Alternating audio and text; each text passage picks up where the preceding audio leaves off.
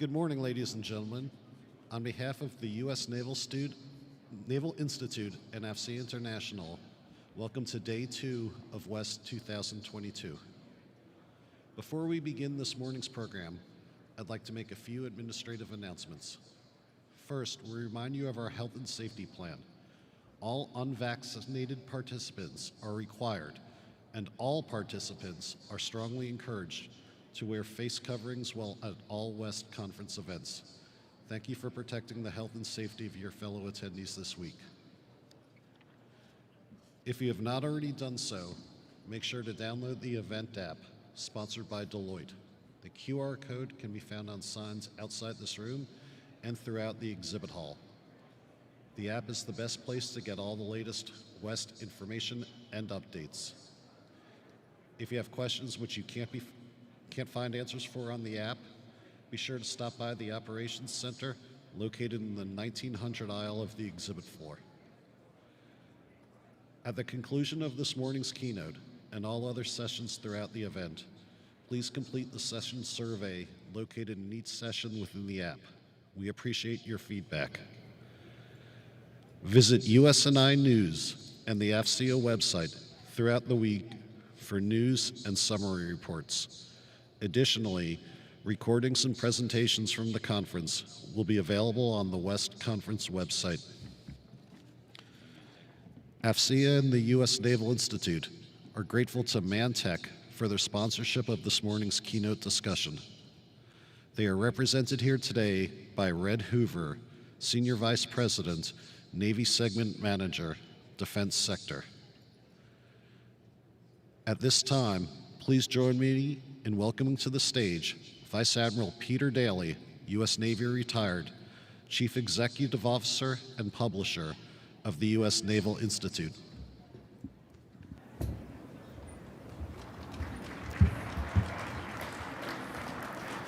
Good morning. Good morning. Everybody's gathering after a first day that was terrific, and thank you all for joining us. Of course, the conference theme is worth mentioning once in a while about committing to new capabilities rapidly enough to meet future challenges. And I think if this is not Yogi Berra, but it's like Yogi Berra, the future's a lot closer than it used to seem. It seems to be right here, right now. It was only in the last few years that we even acknowledged in the National Defense Strategy that we were now back in an era of great competition, great power competition.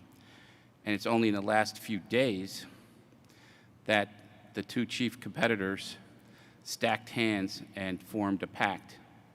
And we all know that they don't always get along, but the repercussions of them getting along on several levels could be ominous. So what does this mean? Well, there's some questions that this panel this morning will get after. Do the military strategies serve as a good playbook for Congress? Is the military doing an adequate job of telling its story both to the Hill and to the American people? Are our strategies, goals, and resources aligned? These are important questions that our speakers will discuss in this morning's session, and we greatly appreciate having the sponsorship of Mantech for this keynote panel. So I now ask Red Hoover, Senior VP, Navy Segment Manager, Defense Sector for Mantech, to come up to the stage and join me and introduce our moderator for this important discussion. Thank you.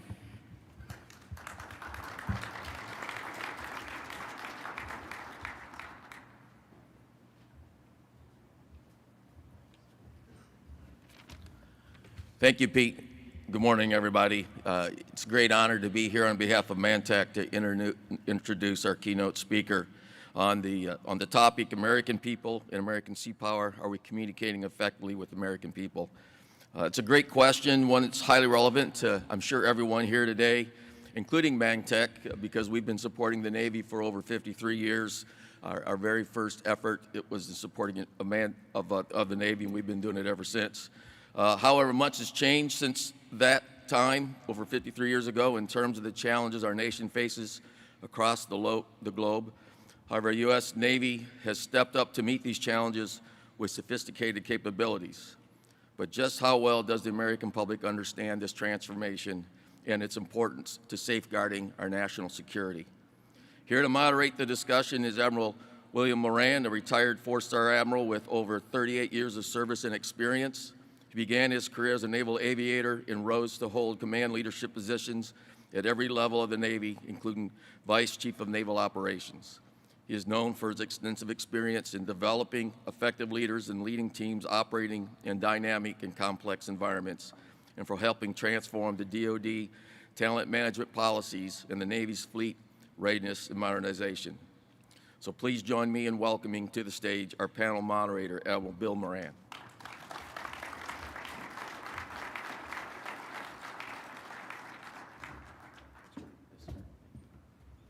Well, good morning, everyone. Can you hear me? Oh, there we go. The voice of God just came on. So, Pete, as usual, you've done a magnificent job of stealing all of my introductory remarks about why we're here and what we hope to get out of this. So we're going to get right to it, and it'll start with an introduction of our two panel members today. I think we've got Rep. Loria yet. We can see Rep. Loria here, and I think they're going to try to put her on the large screens. But I think many of you know Congresswoman Loria, the 2nd District of Virginia representative. Had a career in the Navy, 20-year career, 6 ships. She's nuclear trained, one of the first female officers that was trained as a nuclear officer, and has been a staunch advocate for the Navy in her time in Congress, and she continues to push our buttons, I think, to try to get us to explain a little bit more about what the Navy and the Marine Corps team bring to the fight, and what kind of capabilities that we need to ensure that we remain a dominant force in the maritime environment. So, Rep. Loria, thank you for joining us this morning, and we will get to you here in a second as I introduce Mr. Bridge Colby. Now, Bridge is an author, and I am going to do the Fox News broadcast here on, you better buy this book, because The Strategy of Denial. It's I got it this morning. I haven't quite finished it, but it looks like a marvelous book. It's really good. It's really good. It's really good. Trust me. So Bridge was the former, and I'm going to read this because it's a long title, Deputy Assistant Secretary of Defense for Strategy and Force Development. What you really need to take away from that is when he came into the administration, Trump administration, he began the process under Secretary Mattis at the time to build the National Defense Strategy. And he was the key author in that effort. I know that personally because I watched it happen as the Vice Chief. And just a marvelous thinker. And today he is a co-founder and principal at Marathon Institute. We've had a chance to work together here over the last couple of years, and really delighted that you could be here with us to kind of give us that strategic view. Now, we've got some really important guests here. Many of you out in the crowd, it's hard to see who's who. My goal is to get you involved much sooner than most panels, because I think what you have to say about this topic is as important as what we have from the two panel members. So to kick things off, we have the honor of having Admiral Sam Paparo, our PAC Fleet Commander, here with us. Came in last night, I guess, Admiral, and we're delighted that you could be here. You're obviously a busy man out there in Hawaii and in the Western Pacific. And because you are in such high demand and you've got a busy schedule, I'm going to cede the first question to you, sir.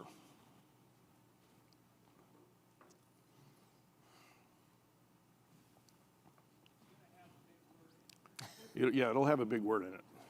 Thanks, Admiral Moran. Thank you so much. And panelists, Rep. Loria and Mr. Colby, thanks very much.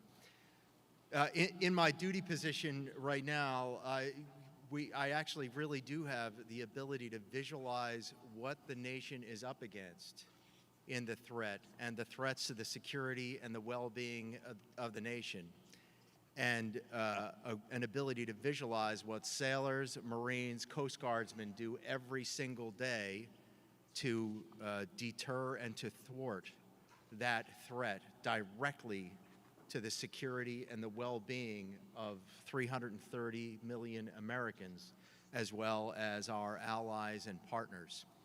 And we're getting real and getting better in the United States Navy right now by acknowledging the ways in which we can get better and being more honest with ourselves. So I'll ask the panelists, what advice do you have for me and for the rest of the United States Navy in enabling the American public to see, in my own case, the 140,000 people in the Pacific Fleet that work every day to demonstrate to the PRC that today is not the day to upend the international rules-based order, as well as in concert with the 70,000 American Marines in MAR 4-PAC. And please help me visualize the tools we can bring to bear to show the urgency with which the nation has got to make a commitment and an investment in the contact layer that will keep us from bringing the very real combat capability that we have that can bring to bear to the PRC or to others that would upend the order on which the security and the well-being of the nation lives. Thank you. Great question, Admiral. Thank you. Congresswoman Laurie, I'll give you the first opportunity to try to answer that question, because you've been asking the similar questions to the Navy for quite some time. Well, thank you, Admiral Moran and Admiral Paparo. Good to see you virtually, and I really enjoyed the opportunity to spend some time with you last summer and understand the, I would say on the ground, but in theater situation in the Pacific and the day-to-day, what I would say is gray zone conflict and the challenges that you face as China becomes increasingly aggressive. We see the additional sorties, we see the extremely rapid growth of their Navy.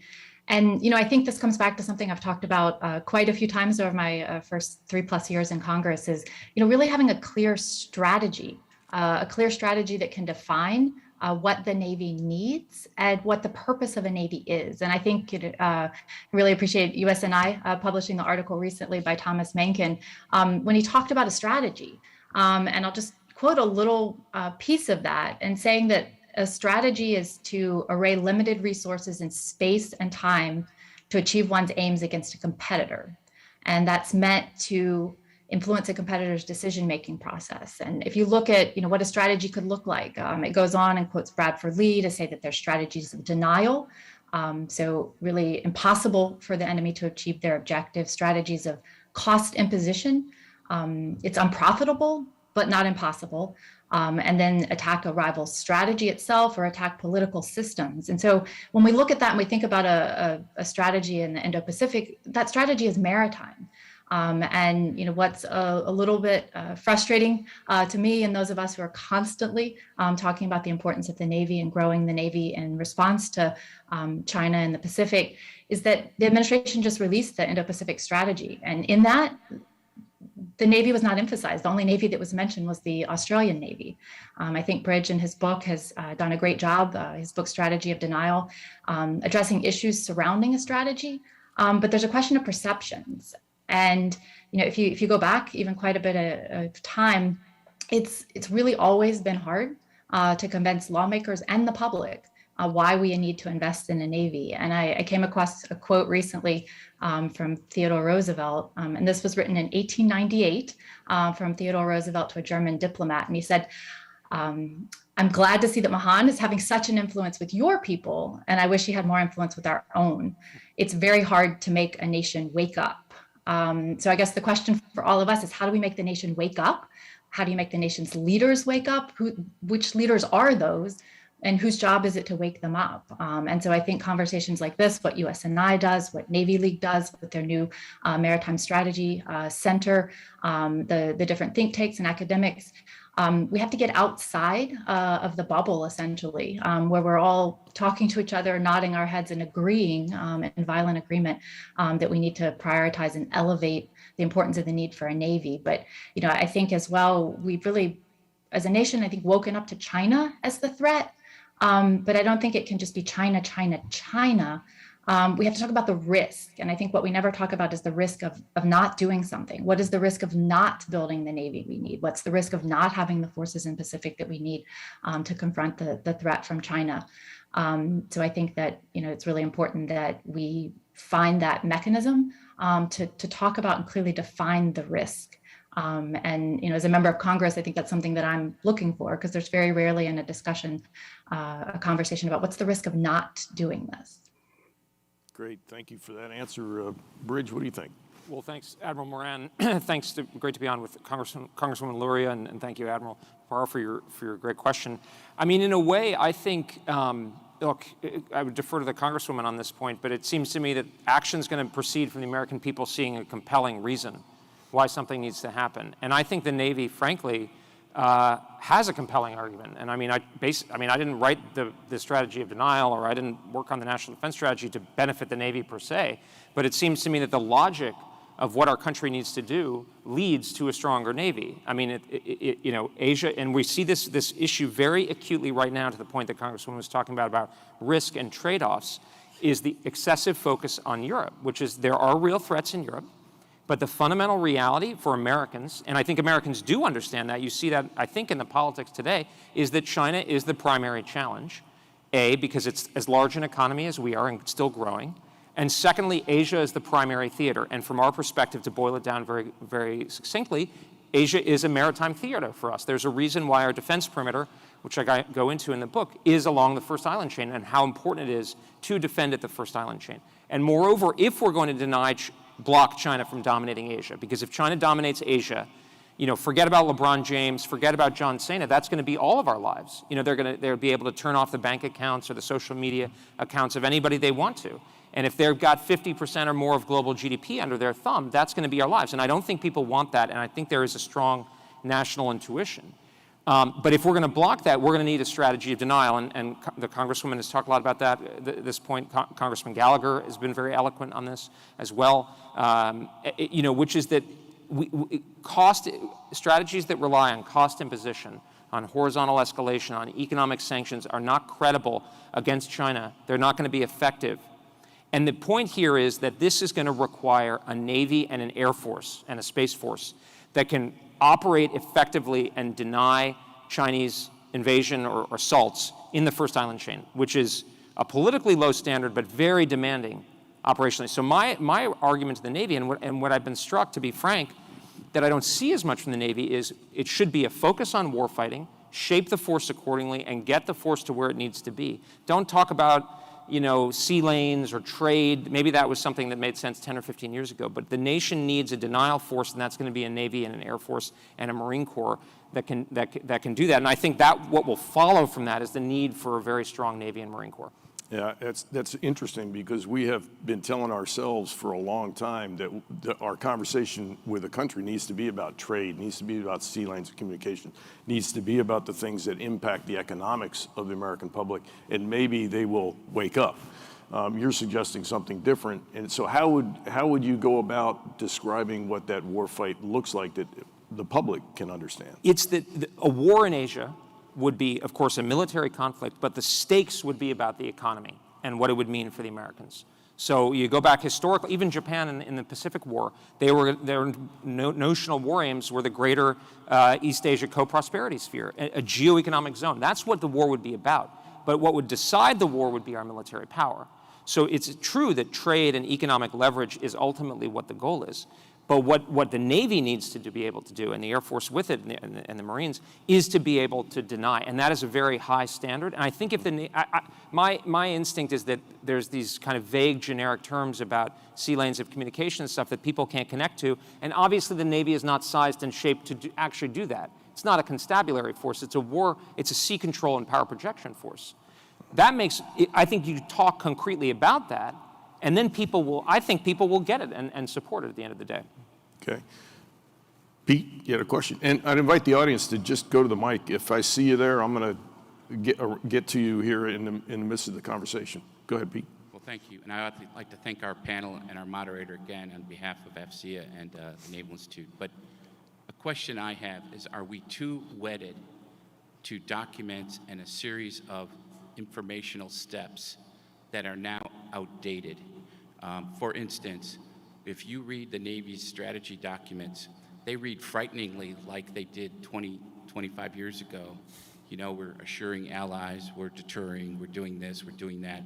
And those are important things, but it strikes me that we might need different levels of documents for different things. Like, I believe that we're not saying, and Rep. Luria talked about risk, we're not saying in stark terms, this is what we really need.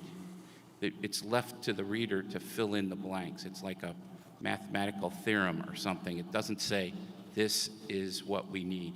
And if it's classified, so be it. And then if it is, do we need a separate document that makes the case direct to the American people? Events of the last few years have really shown that that works, going direct. So I just put that out to the panel and ask, is it time to change these documents?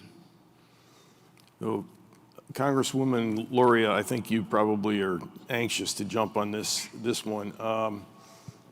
One of the things I think Pete's getting at here is when you go up on the Hill to testify in an unclassed environment about the budget, you know that those folks wearing uniform have to testify about the president's budget. And it comes with limitations. You know, how much top line did they get, and how do you pull all of those threads together to build a program that's going to be acceptable? So how do you get at Pete's point here, and what would you like to see more of or less of in order to answer that question? Well, certainly a topic I've thought a lot about, and I've referenced back some comments that the former Navy Secretary John Lehman made quite a few times. I mean, I think, you know, if we had the foundation of a strategy, that strategy can drive requirements, which then drive the POM, which drives the budget. And then if we look at the budget as, you know, sort of driving the next step of investments, that's readiness, man, train, and equip, acquisition. But it's really all jumbled up right now. You know, like you said, it starts out with what can we afford? You know, so right now there's, you know, reporting on what the top line might be for the upcoming budget. And then within that, it'll get split up within the Pentagon. The Navy will have its chunk of that budget and come to Congress essentially with, you know, a proposal of you know, here's what we basically think we can get with what we think our top line is going to be. So in all of this discussion, rarely if ever do people talk about risk. And, you know, a lot of times a quote that Donald Rumsfeld made comes to mind where he says, we have to pick and choose, and the degree to which we pick and choose and we are wrong, those results can be devastating. And so since the process is backward, there's into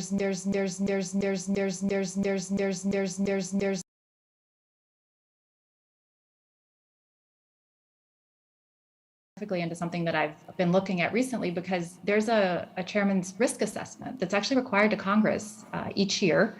And I went to go find that document and found that the last time it was submitted to Congress was in August of 2020. It's due each year on February 15th. So it was actually submitted 6 months late after the budget process was finished that year, and then not the following year. And, you know, you would think that, you know, if the chairman's risk assessment lays out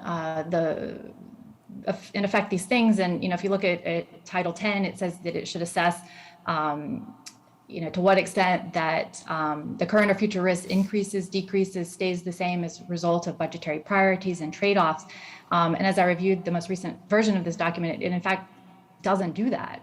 You know, so as a lawmaker, I really do want to be able to understand the risk associated with the budget that's being submitted, and the document that's designed to do that and tell us that risk is either given to us, you know, after the budget process is done, or not given to us at all. And so, you know, looking at this, I think DoD is not doing actually what's required by law that would benefit lawmakers, and then in you know, consequence the American people, as far as defining what the risk is with regards to the investments we're making. And so one of the things that I've thought about is, you know, in the 3 NDA cycles, the 3 years I've been in Congress, we've never had a briefing, classified or unclassified, on the chairman's risk assessment. So I do think that there are, you know, avenues, they're actually already written into the law that would, you know, have the Department of Defense come to Congress and spell out that risk. So, you know, many times I sit in the hearings for the NDAA, and I've joked a few times with the CNO. I've said, is today the day you're going to come to Congress and tell us what you really need? And I do understand the constraints of his position in the Secretary of the Navy's, but I do think that there is a vehicle that already exists by which that can be clearly communicated to lawmakers. Great. I would just add, I think basically agree, but I think the Navy and the Sea Services should be much more concrete and much more clear. And I think actually General Brown, the Chief of Staff of the Air Force, has set the right tone, which is accelerate, change, or lose, to Congresswoman Luria's point. There is a risk in inaction, and a lot of it tends to be kind of lost in these clouds of sort of, caveated phrases about bearing risk and so forth.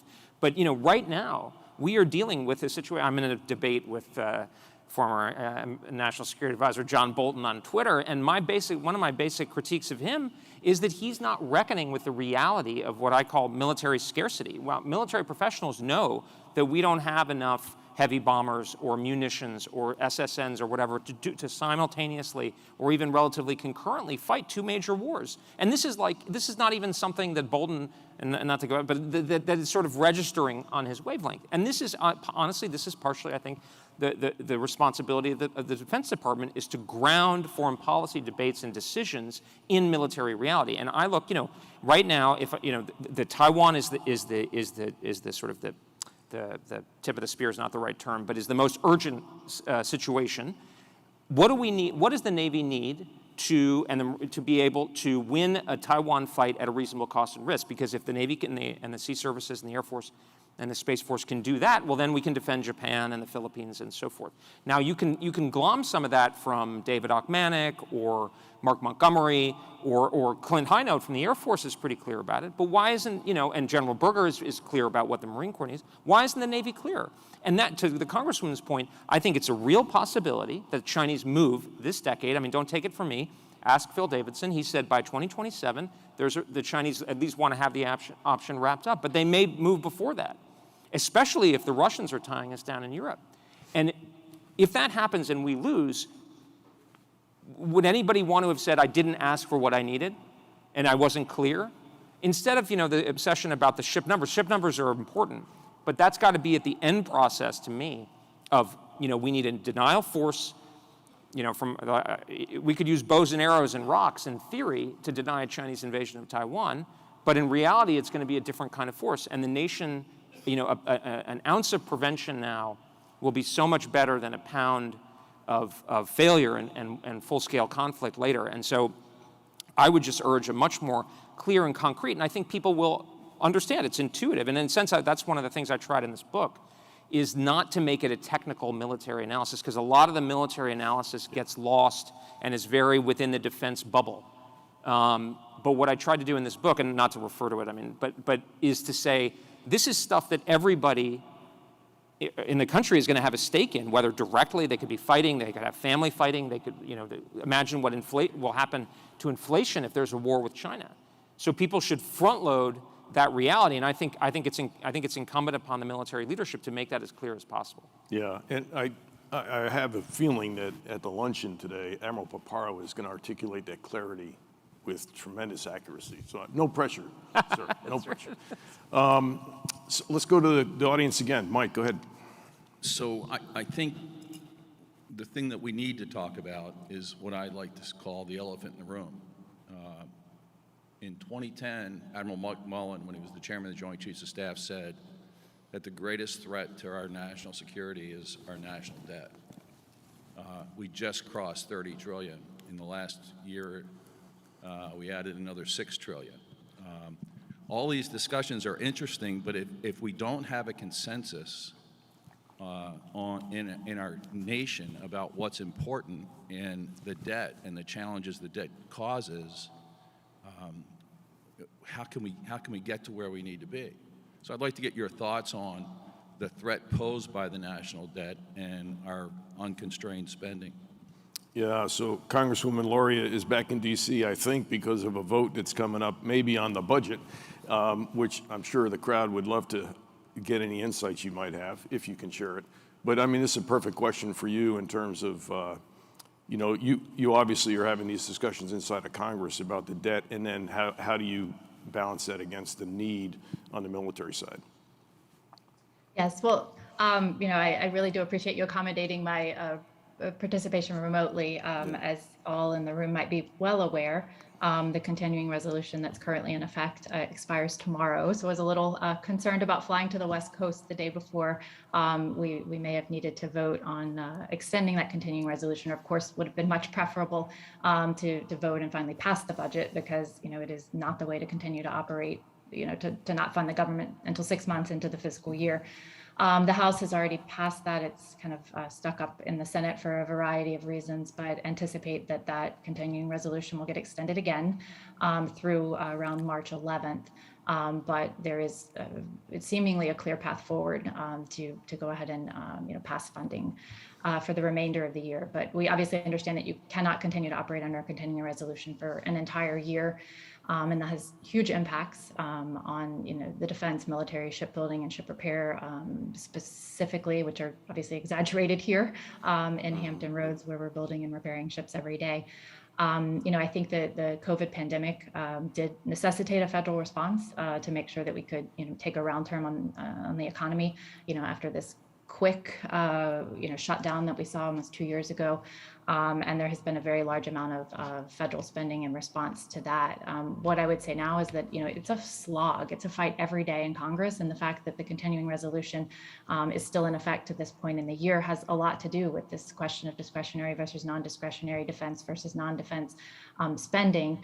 And I think one of the few people on my side of the aisle who's just continuously pushing and saying all these other things are important, but what's really important is plussing up the defense budget. We wanted to see 3 to 5% real growth last year. That didn't come over in the budget from the White House. And I, with others, worked across the aisle with the ranking member Mike Rogers from Alabama to make sure we could add that $25 billion. We could emphasize really the things that the Navy needs, because we got a budget last year that essentially wanted to cut 15 ships.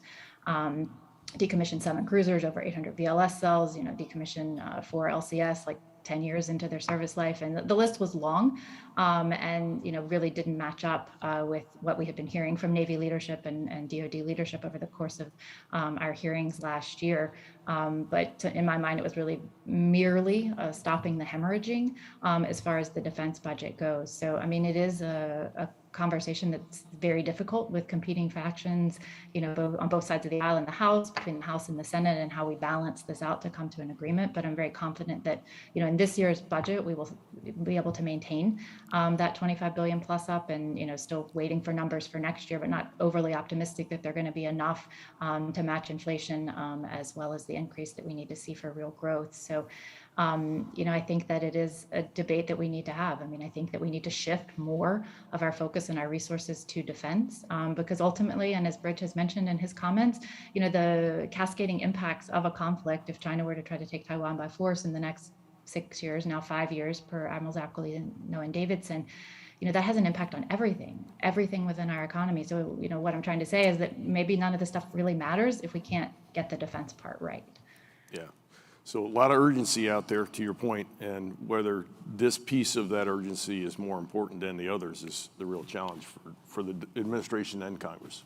Yeah, all I would add is that I think, one of the sort of arguments that I get in is with sort of the school that says we should, I don't want to deal with this problem. I don't want to deal with the problem of military scarcity. And I think, to Congresswoman Loria's point, 3 to 5% real growth is basically just to keep us in the game. And I think the reality is, frankly, based, and again, I don't know, it's in theory, you could say, let's double the defense budget. Not that you're saying this, but people kind of make this argument, but that's not practical. And I think the Navy and the Marine Corps and the Air Force, they need to be forward-leaning and not necessarily go with the traditional log rolling. And of course, the Army is the elephant in the room. I think the Army does have an important long-term role in the Pacific, especially as China becomes able to project power against, the Philippines and Korea and so forth. But I think, it should be kind of a forceful debate, and the Congress should play an active role in saying, and I think it's, the Congress gets a lot of flack, and I'm not just saying this because I'm on the panel with Congresswoman Luria, but the Congress gets a lot of flack for stasis, but if Congress gets sort of the status quo from the department and from the administration, it's hard for them to say, oh no, actually you should completely do that. Whereas if and that's one of the things we were trying to do in the National Defense Strategy is change, with you and Admiral Richardson and Admiral Munch played such a critical role, Admiral Moran, in that process and that vision of where we needed to go. The idea was to give people a clearer narrative. And to Congresswoman Luria's points about risk, I mean, one of the things I was proudest about that document, the actual document, is the acknowledgement of risk. And it was a disappointment to me that wasn't publicized, because that makes it more credible. But I think people in this room know that this, we can't do everything. We need to build this kind of force first and make sure we can do that.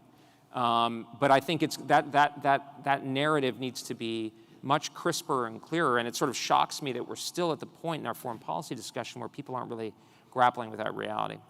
Yeah, good. Sir, go ahead. I don't recognize you, so can you state who you are, please? Sure. I'm Jeff Schogel with Task and Purpose. I have a question for Congresswoman Luria. The Navy recently tweeted, "Our sea denial exercises with naval expeditionary integration and littoral allies prepares us to counter potential adversarial aggressive actions." Do you feel the Navy has problems communicating to the American public in plain English what security threats are and how to counter them? Thank you. Well, my answer is yes, and you might have seen my response or retweet of that was, kind of to quip, I was in the Navy for 20 years. I really don't even understand what this means. Of course I can decipher what the words actually mean, but the truth is that, if someone who spent their entire career serving in the Navy doesn't think this is a clear, message and way to, emphasize the importance of what we're seeing here, what we're seeing in this picture, just last week, we saw 3 nations, 3 NATO countries, our aircraft carriers all operating together, the US, the French, and the Italians. And this is the largest naval force we've seen of NATO assembled in the Mediterranean, if not ever, certainly since the Cold War. And it's something the Navy really needs to be out there talking about, the importance, the role, and again, in the Pacific, we had 2 carrier strike groups operating with the JMSDF. And I do know that Admiral Aquilino, Admiral Paparo are really, trying to be more visible about the operations that we're doing. But I do think that the Navy, if you want to just sell the average person who might happen to be following, Navy on Twitter, it needs to be in plain language, and they need to understand, that this is, showing the American flag. This is maintaining world order. Not to use the term that Bridge, kind of. It's not fond of. Cryptic, the sea lanes of communication is also very esoteric. Does the average person know what choke points are? But if you can say, look, here we are operating in a place that 2/3 of the world's oil flows through, or when we saw the Ever Given stuck in the the Suez Canal, for example, the impact that could have had on the global economy had they, taken longer to free that ship. Those are kinds of things that, the average person just isn't thinking about on a daily basis. So I think the Navy's communications should just constantly beat that drum about how important having a Navy is and the role that they're playing around the world in all aspects of our life and national security. Yeah, just to be sarcastic for a moment, maybe we speak like that to confuse our adversaries more than we confuse ourselves. That's right. But, and Bridge, that point was made, you made it earlier with your comments. Yes, sir, go ahead. Good morning, Craig Madsen, Director of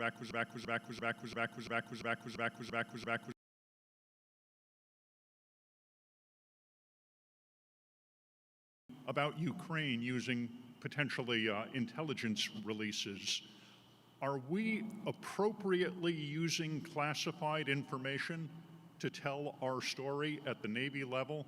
I know there's an appropriate balance that we should take. Do you feel that we are doing that appropriately?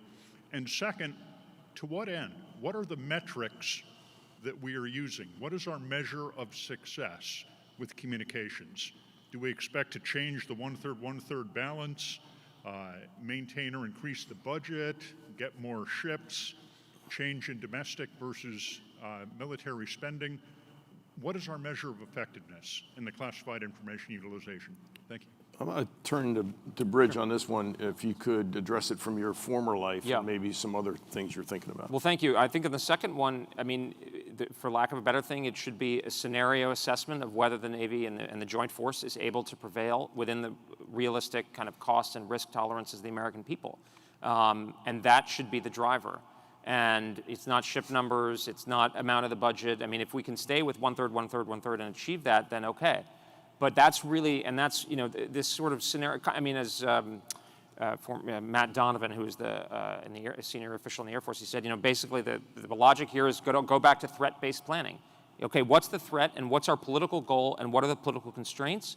Are we doing well? And so that's what when I'm talking about on the Taiwan scenario, there's a lot of uncertainty about what exactly is needed. And so people end up talking about strategic ambiguity. The diplomatic piece is not the critical piece. Xi Jinping is not going to sleep and saying, oh, have they said something different on Taiwan necessarily. He's going to make a decision based on whether he thinks it's feasible or not at the end of the day. Obviously, it's complicated a little bit, but that's basically it. And so I think that's what and if there's, to Congresswoman Luria's point about the chairman's risk assessment, that would be a good thing to know, is are we in the red on that point? And that's what I would use. And to the extent that can be more public. I mean, the last National Defense Strategy Commission, I had some positive and some negative assessment of it. But one of the things I did think it did well was it was clear on the risks. It talked about the potential for failure and the potential for defeat. And I think that's important so that people can have a chance to redress. And at the end of the day, if not, at least there's some accountability. Okay, thank you. Yes, sir. Hi there. William Hinckley, Private Sector Maritime Intelligence. We're talking about building up the Navy for a big conflict in the future. I say that there's currently an economic warfare happening right now on a smaller scale with all of the militia boats, illegal fishing going around, and this is like a death by 1,000 cuts. And I'm not sure how this is something that the U.S. is addressing. It seems like something we don't do well with in the past. Yeah, it was. If you had been to Admiral Fogo's panel yesterday, they talked extensively about that piece. But I'd like to ask Congresswoman Luria, you've operated out there, you've seen this real time. What are your thoughts on that question? Well, I think I'll pivot back to what I said earlier is, it feels like there truly is a gray zone conflict day in and day out when you see recently, hundreds of Chinese quote unquote fishing boats, maritime militia vessels, anchored in Whitsun Reef in the Philippines. The illegal fishing, all of those things are things that I think we need to address more aggressively. And I also think when you talk about the previous conversation we had about, how do you convince the American people that these investments are important, it includes not just the Navy, but the Coast Guard. And I feel like there hasn't been an advocate in the House for the Coast Guard who's been as strong as, say, Senator Wicker has been, specifically in the Senate. But increasing our Coast Guard operations within the AOR is incredibly important. I think we need to look at, what are the tools the Coast Guard needs in order to be more present and more involved in these activities, below the threshold of conflict in this, sort of gray zone area that we have, and making sure that we get the resources there.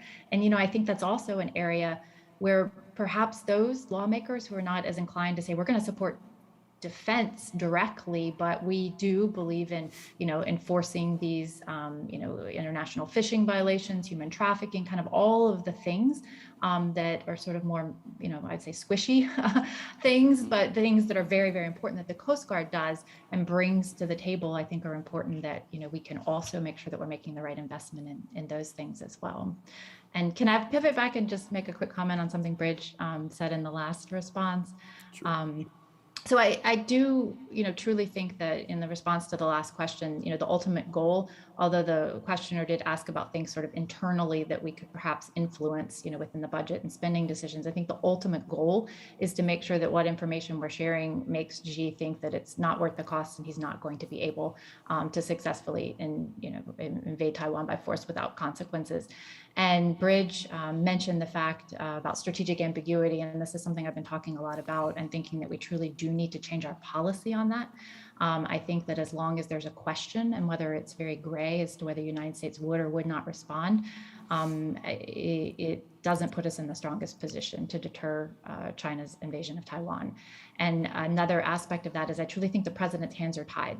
If you look at the War Powers Act, the Taiwan Relations Act, there is really nothing giving us authority to act essentially in a deterrent way if the Chinese were to start an invasion. The Straits is 110 nautical miles roughly, and there is no way that the president, the administration is going to be able to come to Congress and receive a decision, the authority to use force to prevent China's taking Taiwan in the time frame that it would allow the Chinese could cross the strait. So I do really think that it is time for us as a policy position to look at changing that strategic ambiguity to more of a policy of strategic clarity, saying that the United States will react in order to maintain the status quo.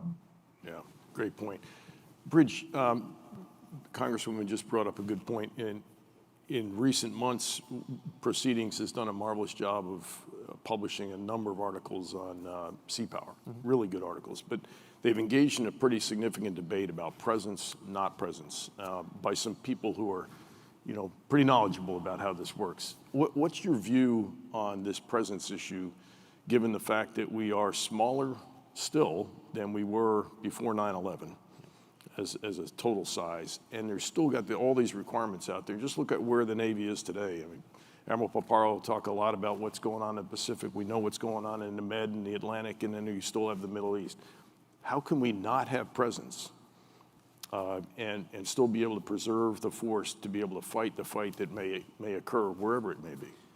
The Navy should be focused on one thing, which is basically to the exclusion of everything else, which is to be able to fight and defeat China over Taiwan, and then maintain the strategic deterrence mission, of course, which is connected to it. I honestly think the Department of Defense should be doing three things. It should be preparing to fight and win over Taiwan. It should be doing the strategic deterrence mission, and it should be having a low-cost counterterrorism option. And if you're operation, and if you're doing something else, you should be stopping. I mean, the example that I like to use is the famous war movies of today would be about Afghanistan or something like that. The famous war movie of the time when we just about won the Cold War was about Top Gun, where they were in a training school. Because they were training. It doesn't mean that they have to be out in the Pacific all the time, because they could be at home honing their skills for high-end conflict. But it's clear what's happened with 7th Fleet is it's been overused. And in a sense, I mean, one of the things we tried to do in the NDS was simplify. So there's no talking about assuring allies or responding to threats, or there's the possible credible defeat within the political constraints is the mission of the armed forces, because we've gotten so distracted, frankly. And I think a lot of these missions, honestly, came up after the end of the Cold War to justify force structure. And that wasn't necessarily a bad thing, but there's a lot of exercises that we don't need to be doing. There's a lot of presence missions that we don't need to be doing. And I think we are running the force ragged, and those COCOM demands then also go back into the force development process, as you would know far better than I, because, CENTCOM and SOUTHCOM need this, so we should keep this. No, it should be that scenario. How are we doing? And then if we have stuff left over, then we should be thinking about how to contribute to a Europe scenario. But it's still towards warfighting. So, I mean, I'm very sympathetic generally to Bob Work's view. Where I differ, I think, with Bob, as I understand it, and my understanding is his views may have evolved on this, is I think combat credible forward presence is critical. And Admiral Paparo mentioned contact layer and the blunt layer, and what the Marines are doing, I think, is critical in the sense that we want to pose operational but also political dilemmas on the Chinese, where they will face not only forces that can operate from range, B-2s or B-52s or B-1s, but also forces within the theater that are going to be at risk, but that can, in a cost-effective and operationally credible way, combat credible, to go back to the discussions we had in the Pentagon, that are able to survive and be resilient and operate in an effective way, but also can go after red with anti-ship cruise missiles or even land attack, anti-air, and then are also basically in this kind of position where they're working with allies. So the assurance part is important, but it's connected again to the warfighting, so that U.S. and Japanese forces, why don't we have a combined forces command with Japan? Japan is changing rapidly. I mean, things are moving real fast. And Japanese prime ministers are saying things that people would never have thought of. And now, so we need to make sure that our organizations and our ways of thinking and our force structure is also changing. So that's sort of the way that I look at the presence. Yeah, and back to your point about how you communicate that clearly and crisply is important. Yes, sir, go ahead. Yes, hi, good morning and good afternoon. Mel Yokoyama, President of Akamai Intelligence. The question I have is about the high-end conflict readiness. So if you look back at World War II, we were a very good industrial base for production. of industrial capabilities. Going into this flight, when you're looking at, you just walk the halls here, cyber, automation, artificial intelligence, all these high-end sort of capabilities. When it comes to the defense industrial base, I like to use my kids as an example. They tried to go to college for STEM. They applied, but most of the curriculum was impacted because of the foreign, specifically Chinese students coming in. So if you look at overall, it's not a whole of government, it's a whole of nation readiness. So I like to talk about not horizontal, but vertical. But vertical also means our people, because that's the strength of our nation. So how do you see us, increasing that readiness when it comes to our defense industrial base, specifically the next generation of folks that will be behind us? Thank you. Thanks for the question. Congressman Lauria, do you see anything, or is anything in Congress occurring to address these issues with respect to the people and the readiness side of this really emerging capability that's affecting us every day right now? Well, I would certainly say that, all of this discussion is underpinned by the people, that operate the fleet, that maintain and build our ships, that come up with the new technology. And so, when we talk about defense, I think workforce development and education and increased education in STEM always fit into that discussion and are frequently mentioned and frequently referenced most of the time with the shipbuilding and ship repair and that kind of competency in the trades. But another thing that I'd like to focus on that always comes to mind in these hearings, a lot of people come before Congress and say, the next frontier is AI and quantum computing. And this really is reflected, I think, in the budget we got last year, which is this divest to invest strategy. We're talking about all of these things that might exist in the future, but they don't translate to a weapon system and a capability that we have today that we can actually purchase today or operate today in order to confront our most pressing threat. So I do think that we should not overlook some of the absolutely more basic foundational things that we can use to be effective in countering the Chinese for only focusing on the very high-end things. And, I asked in an Air Force hearing last year, for the Air Force, what are you investing in as far as offensive mine laying capabilities? What are the kinds of things that we can do that, maybe some people in the back of their mind think, well, that's pretty old school.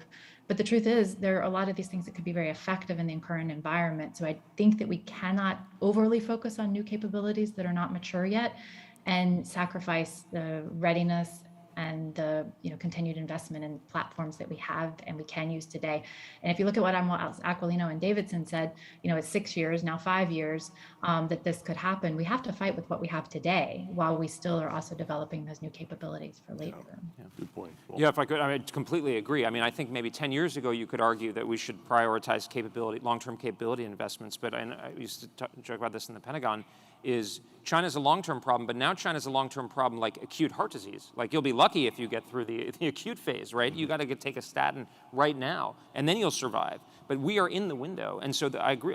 Yes, I want to invest. We clearly need to invest in the new capabilities, but we're already within this window. And I think Representative Lauria is so right about use what's available. Like there's this idea that China's a high-tech power, so we need only high-tech things. No. Mines are a perfect example where that can create a lot of difficulties, especially integrated with higher level capabilities. And I defer to, of course, your expertise on this.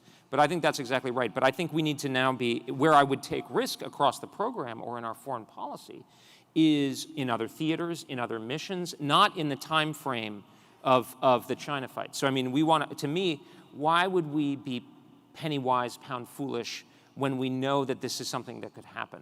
The one other thing I would just say that I think is relevant is, especially to this audience, is I would not lack confidence about asserting the importance of the M in the dime, as a rhetorical, because I think there is in the last generation, across the spectrum, the political spectrum, people just sort of take for granted our military dominance. And so now there's almost an apologetic quality I find with a lot of military who are saying, well, yes, the DI and E are so important. And it's like, well, the DI and E are only going to be important if we've got the M in a good place. And I think this is not a partisan point. I'm a Republican. I know the Congresswoman is a Democrat. Nobody has an interest in China dominating the region, and that's going to be bad for all of us, whatever our political orientation. And so I don't think the importance of M is not a partisan or political thing. It's something that we all need to get right. And I think it's really important that military leadership and people in this community, don't be shy about asserting that, because it's so, the other stuff is, soft power ain't gonna matter if, as Chairman Mao himself said, power comes out of the barrel of a gun. So clearly they think that way. Yeah. I think we've got time for, thank you for that question. We've got time for one or two more of We have your time questions. for One more question. question. So I'm going to use the congressional testimony instructions for the two panelists. You get to say yes or no in response. I'm just kidding, but go ahead, sir. Good afternoon, or good morning. Steve Alonzo, CTO of Marine Electric Systems. And I think what the American people don't understand right now, and the stars aren't telling you, is how weak and single source the industrial base has become. I know you're one of our best friends on House Armed Services, but I mean, what we see from 2014 onward is loss of some 25,000 companies. I build horseshoe nails. None of my things are important. But if my 300 NSNs disappear tomorrow, not one carrier, not one submarine, and most of the surface ships couldn't move. And we're just a tiny company. The airplanes I used to fly had 500,000 parts built by the lowest bidder, thousands of companies. And it's not about ships and it's not about planes. This will be a come-as-you-are war. It's about being able to deploy the forces we have and to be able to sustain the war when we don't have a supply chain. And that's what the people don't understand. It's not about the ships, it's not about the planes. It's being able to sustain and win the next war. Yeah, great point. Congresswoman Lauria, would you like to address that topic? I know you've been pretty passionate about it on the Hill. Go ahead. No, I agree completely. It's not always just about investing in the newest, shiniest thing and the latest technology. We really have to make sure that we can operate and maintain the ships, aircraft, all of the equipment that we have today. So I think ensuring the supply chain, understanding those vulnerabilities, the single source for certain things that, perhaps because of the age of the technology we're using are becoming obsolete, or those suppliers are not in place anymore. So I think it is a very important effort, and I think that it is underway within the Defense Department to identify those particular items. But it's something that we can certainly do more work on. I know that during COVID, this was a big concern of the Department of Defense, making sure that we didn't, because of the situation during the pandemic, lose any of these suppliers. And additional resources were given in the CARES Act on both occasions to make sure that our defense suppliers that were critical to the supply chain received those resources to essentially be able to continue operating under very difficult conditions. And I think we need to continue that analysis every day to make sure, that your 300 NSNs, cannot go away because they're critical to the operation of our ships and aircraft, and that we need to identify those things and make sure that our industrial base stays healthy. Rich? Yeah, just briefly, I agree with everything in the excellent kind of statement and question. Fully agree with. I think the political conception has also changed. I think, and again, clarity and concreteness about the challenge will help, because 10 years ago people would have said, well, it's the free market and whatever. But if people are saying, oh, there's a highly resolute, capable, wealthy, powerful adversary that's seeking to not only undermine us in strategic competition, but maybe beat us in a war that is very likely to be protracted, even at best, then we're going to need to take deliberate action, because it's not like we're dealing with a fair, commercial fight here. And I think especially over time, if we can pool our efforts with those of our allies, and I think AUKUS and the Japanese movement here, look, the Japanese need to build up their military, right? Now, some of that should obviously be the Japanese defense industry, but also could our defense industry be selling into that, and maybe vice versa, where there is single point of failure. I think the scale will provide us, hopefully, with more resilience and more opportunity. Yeah, and the pandemic's impact on the supply chain is a perfect metaphor for if the Chinese decided to shut down sea lanes and trade, this is what you end up with. And the supply chain for the Navy is also going to be impacted enormously, which I think is a great point. So thank you for the question. So, ladies and gentlemen, I think that's all we've got time for. I'd like to thank both Congresswoman Lauria and Bridget Colby up here for their participation in a good, engaging conversation about big picture and things that are going on the Hill. So please join me in a round of applause for these two folks. Thank you. Pete?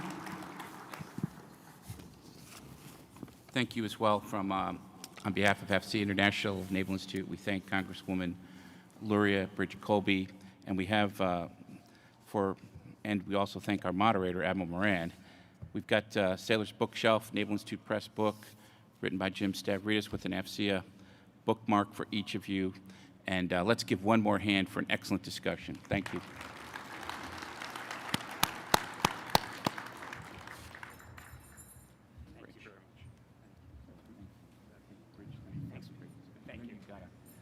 Ladies and gentlemen, we're now moving into a networking break in the exhibit hall, sponsored by Aleut Federal.